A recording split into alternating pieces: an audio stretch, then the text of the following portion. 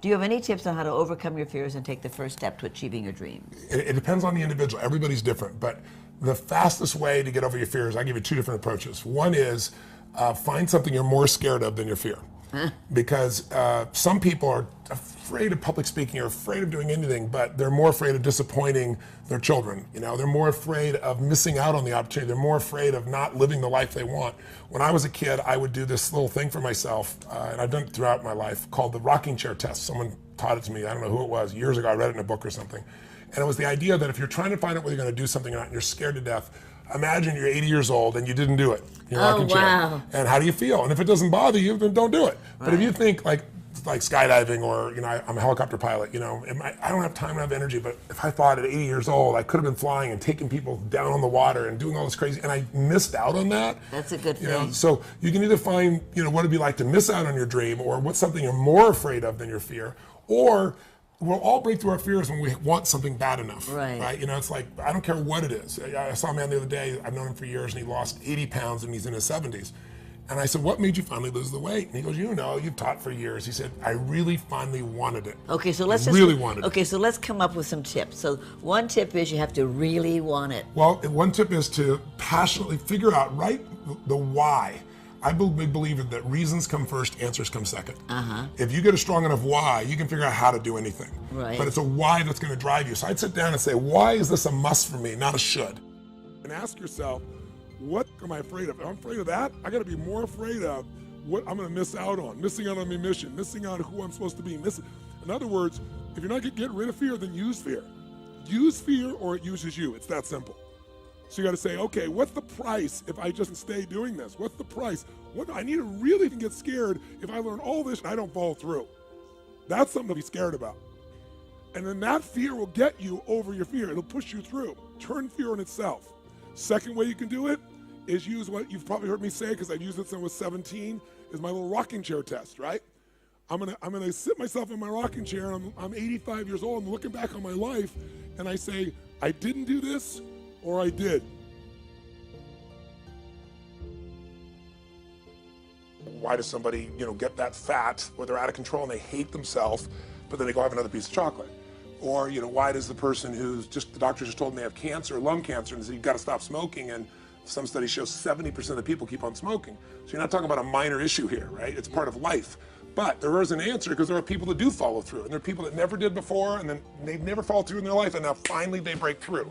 And that's what I try to focus on, is what those people do. What do these people need to get started? Why aren't they starting? We all know the answer is fear. But the difference with you guys or me or anybody who's followed through is we're more afraid of what life would be like if we don't follow through than the person who's willing to settle for what they got and kind of hope it'll change and maybe purchase something for the moment and then not follow through on it. It's almost like overachievers have a little more fear. They're a little more afraid of missing out. They're afraid of not being there, or they got a strong enough reason to follow through. So I'd say, if you're looking at home, you want to give somebody some value, go, where do I start? I'm sick of this. That's a damn good place. So because guess what? What makes people excited is progress. You don't have to be at the goal yet to feel alive again. You have to make progress. And the first step to progress is making a decision and buying the product. But then they don't do the second step, which is open the damn thing up. In some cases, it's also a recognition of who I am and what I'm capable of. So for somebody whose life is already great, this is about, what if I could take on another skill that could create more freedom for my life? And just saying, I'm not having to go out and try and do it all perfectly right now. What I'm going to do for the next 8 weeks, I'm going to create a little ritual. I'm going to do one thing a day to condition my mind, right? So that I get strong, so I follow through. I'm going to read something. I'm going to listen to something. I'm going to immerse myself. I'm going to go for an intense jog, or I'm going to go lift weights, but I'm going to do it consciously to get in a state where I'm going to follow through. That's number one, because people follow through when they're in state. Second, I'm going to get clear about why this is a must for me. It's not because my back's against the wall, but because I want to master an area of life that could create some freedom. I'm not going to master it overnight, but I got the system, I got the plan. I'm gonna do one thing a day. I'm gonna work on one subject a week. This week's gonna be about figuring out what the right product or industry is. Next week's gonna be basics of building traffic. And each week I'm gonna make a little progress, and I'm gonna get to a goal, whatever that is. They told me when I was on stage, I had this audience of about 15,000 people at the Continental Center. It was during a stretch break. I was doing what I loved, rocking the house. Everybody's going crazy. And they go, the stock's worth $400 million right now. I was like, wow, that's cool. It's like, okay, no one sounds stupid. It's like, what's next? And I went right back to what I loved. Once you break through, then it just becomes a game. The people that are getting your products have not yet broken through in most cases. The breakthrough happens by conditioning your mind every day, by feeding it a role model or story. It's putting yourself in a peak state where you follow through by getting physically strong. It's creating a little ritual of doing a little bit each day, and then you get momentum. But the most important thing of all is what we started out with. Why? Absolutely. Why is it a must for you? It doesn't have to be you're against the wall, but it has to be something you're hungry for, because the only difference in people is hunger. And if you're not hungry, get around people that are hungry and something will hit you. You watch a conversation, you get around people that are doing better, and all of a sudden you start going, my life sucks. I remember I went to a guy in LA. He's one of the most multi-billionaire guy, I'll never forget. And I lived in the Del Mar Castle, and I was really proud. That was like the symbol of me having taken myself from being poor to providing for my family this great place. It's built from castles in Europe overlooking the ocean, not far from you. And I went to this guy's house. He's a billionaire. He took me down to his wine cellar. I don't even drink wine. Went through this whole thing. At the end of the night, I was depressed. I lived in the Del Mar tenement, as far as I was concerned. I really was. I was like, I live in a crappy place, and all my standards changed. All of a sudden, I wasn't willing to settle for living that. All of a sudden, my back was to the wall in a different way, because as a man, I knew I was capable of more. So people can change their standard by getting around where it's better.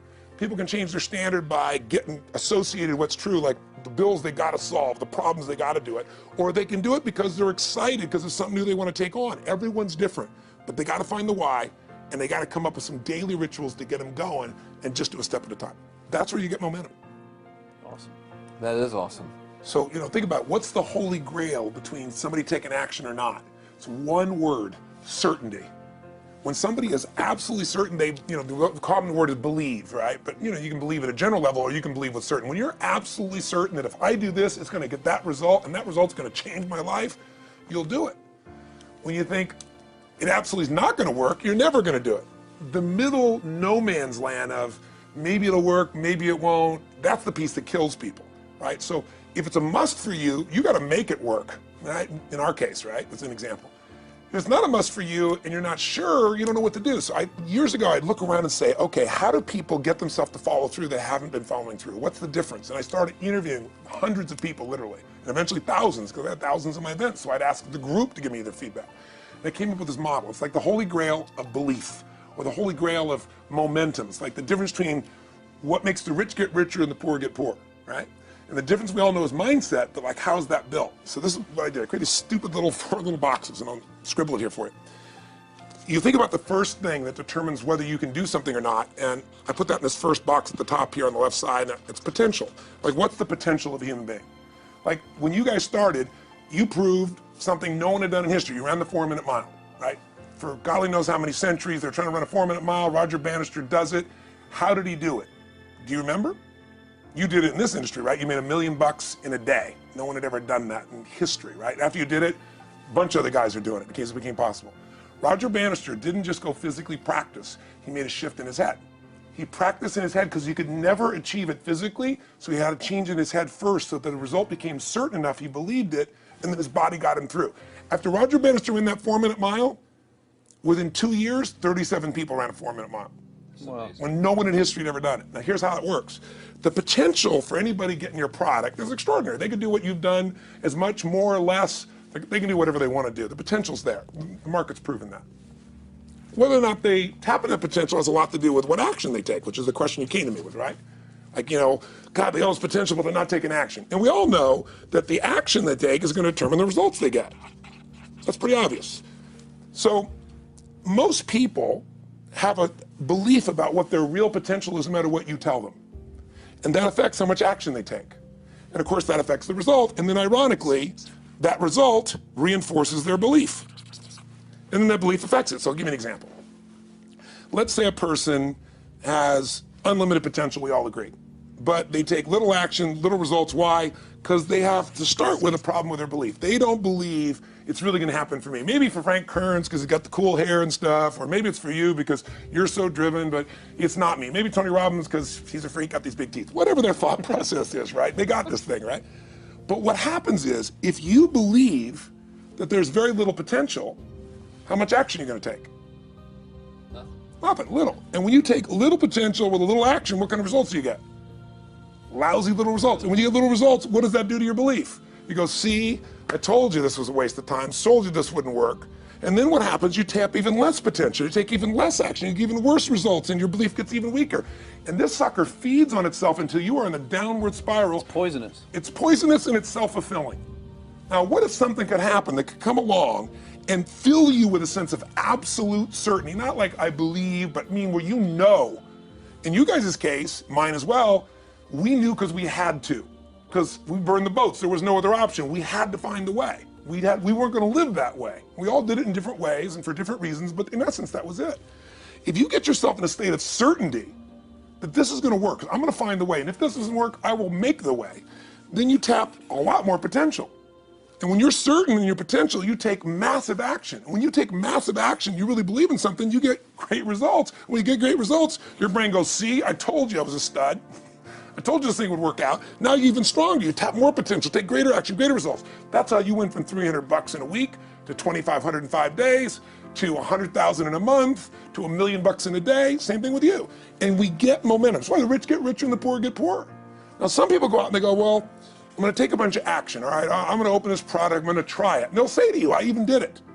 But it's like a salesman who goes and knocks on the door and he knocks on 100 doors and says, You don't want one of these, do you? yeah, exactly right. You know? And even if he doesn't say it verbally, his face says it because he doesn't believe it's going to work. So his voice, his body, the execution is so weak. Maybe if he talks to 100 people, somebody's going to buy out of pity. They don't want his kids to starve, right? But he's not going to get the result. So the core difference in people is how do you produce certainty when the world isn't giving it to you? You go out and you try, in your case, you're 100,000 in debt, nothing's working. How do you keep yourself going? The way you did it, the way I did it, the way you're doing it, we may not have done it consciously, is we didn't change our potential, that was there. And it wasn't even taking more action. Taking more action with a belief it's not gonna work, it's not gonna change anything. We got results in our head that made us feel certain as if it had already happened. Now here's the difference. The potential was there the first time, and you took action, and you got a result. But it was 50% less than what you did later on, and the only difference is they changed your belief. How did I change your belief? We didn't work harder on your potential, we didn't take more action. I got you to see the result in advance. I got to see it vividly 2 or 3 times, that's all. Of going further, and then your brain went, oh, I know what to do. Boom, it went there. Isn't that what you did by looking at your cars every single day and envisioning it? I mean, isn't that what you did when you created whatever the vision was? It was $300, $2,500, $1 million in a day? That's what's missing for these people. They're not getting that execution is everything, but it doesn't happen if you don't get the psychology set of a state of total certainty. What is that difference in people? This changes people's certainty. People are uncertain they're going to succeed. They want it, but they're afraid. The best way to deal with a fear is get a big enough reason that makes you have to succeed, or condition yourself where you see it and feel it so often that you're certain that you just do it. That's all it really takes. I'll tell you what, I worked with Andre Agassi in 1993, I think it was. He'd been #1, he dropped to 32nd in the world, and he was literally ready to quit with no exaggeration. His father was managing him, and he was so angry with his life, and he went through some, I think, wrist surgery at the time, and he's working on his swing, and he was dating Brooke Shields at that point. They weren't married, and not his current marriage, obviously. And so she said, you gotta come see Tony. She goes, I don't need motivation. He goes, he's not motivation, man, he's strategy. He'll show you how to make that shift in your head. So he comes, I work with a guy. In the beginning, he's saying, you know, do your magic stuff. Like, oh yeah, great, thank you. And I said, tell me, if you ever hit a tennis ball perfectly, and I'm trying to get him in the zone to remember that time, like you visioned, where he was perfect at it. He goes, of course I have, and I get him vision over and over again. And finally, he's in the zone, he's feeling that again, right? He's seeing it, and he's feeling certain, and the swing is going perfect. And I said, how's that feel? He goes, it feels perfect. I said, but are you thinking about the swing? You're not thinking about the swing, you're not thinking about how to do it. You're just seeing the result you want so vividly that it's there. So all I did was train him how to go in that state over and over again. He won the next weekend. The second weekend he came in second. Within 6 months, he was #1 in the world again. And he gave me unbelievable credit. But all it was conditioning the mind. You did it with tape, so did I. We were just talking about this earlier, Pam and I used to go when I was 17 years old down in downtown Los Angeles, this place called Night Education, K-N-I-G-H-T, like in the night. I'd save up all my money, work as a janitor, and I would get these tapes and listen to these things over and over and over again. I went there for years, and I didn't have enough money, and I leveraged everything I had, but I knew how to train my mind. It's the one thing I knew how to do. This man's name was Mario. I saw him in his 80s. You know, he obviously knows how my life turned out, and was very proud of the role he played in that process. He used to tell people the story. This guy's the real thing. He didn't just start out this way. This is how Tony did it. He listened to these tapes. He conditioned himself, right? This is the real stuff. He passed away a few years ago. I'm calling his house, and he passed away, and his daughter was there, and she wanted to share with me that how I touched his life and so forth. But the best thing was, I thought, you know what? I want to get those tapes. I want to get that stuff that conditioned. I want to go back to that moment like you did of, that moment was visualizing, now I'm living it. And she said, he left all this in his will to you.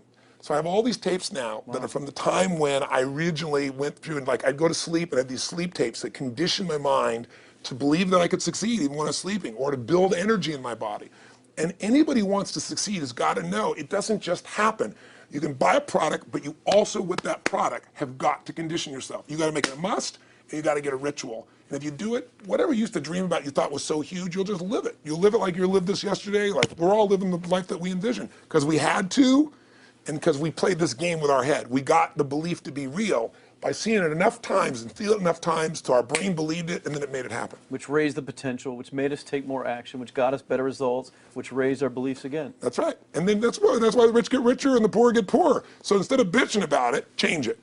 And this is how you change It's like a self-fulfilling prophecy. Completely. It's pretty easy to change. Just that one simple exercise was amazing. I'm still like, holy crap, I wonder what else I can do now. But look what most people do. Most people do the opposite of that, right?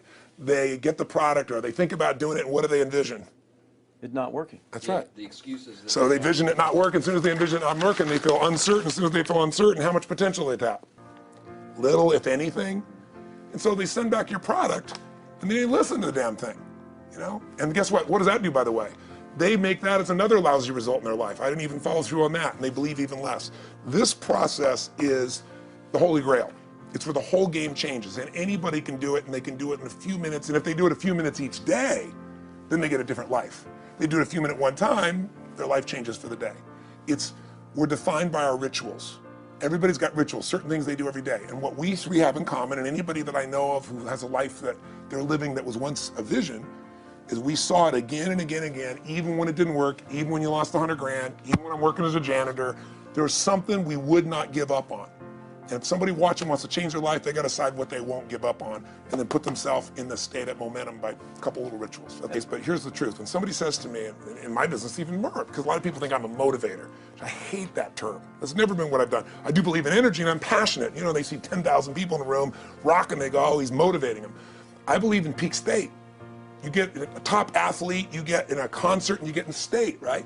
The problem is, to defend themselves so they won't be disappointed again, they lower their expectations. So someone will say to me, well, I'm skeptical or I'm pessimistic. And my response to them is, no, man, you're gutless. It takes no guts to be skeptical. You don't have to have any capacity to be a critic. And now with the web, you don't even have to own that you're the one being the critic. You can burn somebody and, anonymously, right? I said, you know what? It takes guts to believe. And if you think something's going to do it for you without you putting your guts on the line, you might as well forget it right now. So this idea that I'm skeptical or they got to prove it to me, it's the biggest lie. What that really is your fear talking. You're so scared of failing, you don't even want to get your hopes up. And if you don't get your hopes up, you might say, well, what if they get their hopes up and somebody gets disappointed? How many disappointments have we experienced in our business careers and in our lives? The difference is some people take disappointment and let it destroy them. Other people take disappointment and let it drive them. And you get to choose.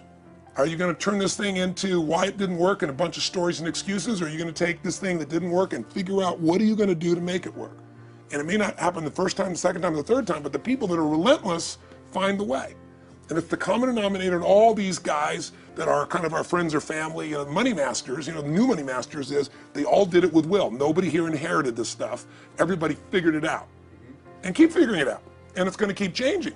And you say, you know what, 1% of 99% of the money being made is being made by 1% of the people, because only 1% of the people will condition their mind and condition their body and follow through some daily rituals. The rest will tell a story about why it didn't work, how it wasn't their fault. And you got two things in life. You got results or you got a story, And too many people think that 1% is somehow entitled to it, and they're not. Which is, it's just all in the head. It's all in their the belief. head, which can be changed with some conditioning. Basic conditioning. You just proved it. Yeah, to us. That's fun. That's why I made Get the Edge and Personal Power, because I understood that from the very beginning.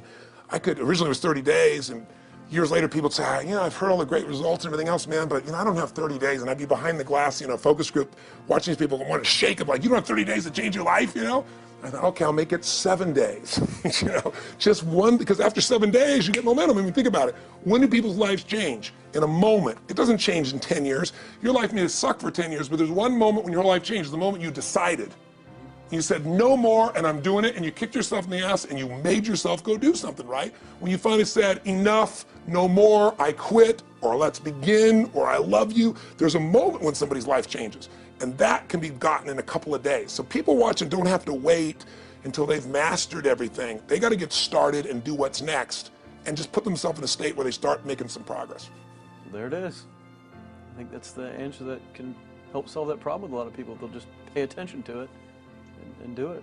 The bottom line is, you know, all three of us and some of the people that we consider as family that are part of this process, we've all done well, and we don't need to do this stuff. We're able to do the stuff because underneath it all, people can see in your eyes, Frank, when you talk about $2,500 you made that day and the joy, right? Or you talking about not willing to settle, you know, and just, I don't care what they say.